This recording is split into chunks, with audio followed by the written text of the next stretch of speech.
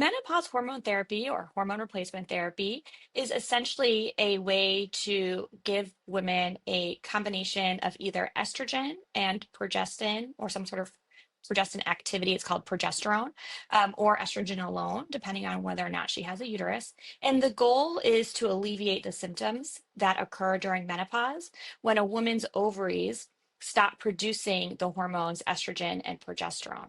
That time period actually could be a while. It could be 5 to 10 years. The hormones are fluctuating as the ovary stops producing those hormones, and that can cause very bothersome symptoms. So, giving back the hormones that the ovary naturally produces, specifically estrogen and progesterone, can alleviate those symptoms. And that really was a prevailing view for many, many years in the healthcare community that we should be giving women hormone replacement therapy. It helps them feel better and it probably would help them long term. And that's what smaller studies showed. However, the Women's Health Initiative study was a large randomized controlled trial, and that demonstrated that giving women hormone replacement therapy did not help prevent some of the long term outcomes like cardiovascular disease problems, but it did increase the risk of breast cancer. So, for that reason, the trial actually was stopped earlier than planned. And once that was published, many physicians and patients totally turned around and said, wait a second, we shouldn't be giving this hormone therapy to women because it's dangerous. In the 20 years since that study has come out, we have learned a lot. Age matters and indication matters. So in that study, women were started on hormone replacement therapy at all ages.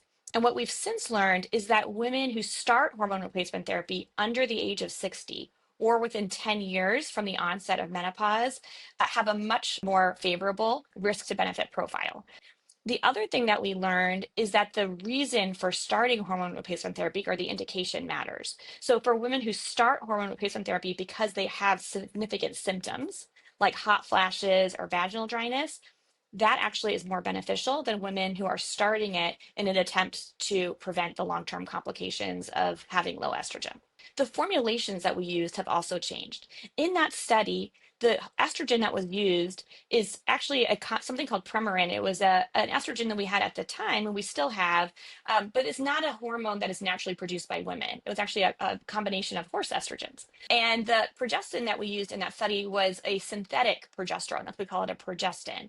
And there were some health risks that were found with that combination. Now we use what's called bioidentical hormones. So we use a combination of estradiol. It's the same hormone that's naturally produced by women's ovaries and natural progesterone. Those hormone combinations may be more similar to what's actually produced by women's ovaries and may give different health risks. And that combination has not been studied as significantly as the WHI. So the WHI is still a very important study that should guide treatment going forward. One of the most important things that we learned from the WHI study is that it's not so clear cut that giving estrogen therapy or a combination of estrogen and a progestin therapy to women is always going to be beneficial. There are definite risks that come from giving hormone replacement therapy, specifically for women who have a high risk of breast cancer. We see that in that study, a combination of estrogen and progestin increased the risk of breast cancer. So for women who have risks, it may not be the best therapy for them. Additionally, it didn't improve cardiovascular health in the way that we expected. So what we have learned from that study is that we should be careful about who we give hormone replacement therapy to. It is indicated for many women, but not all. And I think that's the enduring lesson of the WHI study is that menopause hormone therapy can be a very effective and important treatment for women, but it has to be an individualized decision between a woman and her physician based on her own specific needs and risk factors. There's a difference in safety between what we call systemic hormone therapy and vaginal or local hormone therapy. So we can give very low dose estrogen therapy to women vaginally, and that can help relieve many of the symptoms that come from low estrogen, specifically sexual dysfunction and vaginal atrophy that can lead to painful urination and painful intercourse. And we can give that therapy very safely, even to women who don't want to take on the risks of having what we call systemic hormone therapy, which is higher dose hormone therapy that they would take either by mouth or by a skin patch. It is a very important topic. All women are going to experience menopause at some point in their lives, and it's a problem that I'm happy is coming to the forefront of our conversation. And I really hope that we can improve the lives and health of women going forward.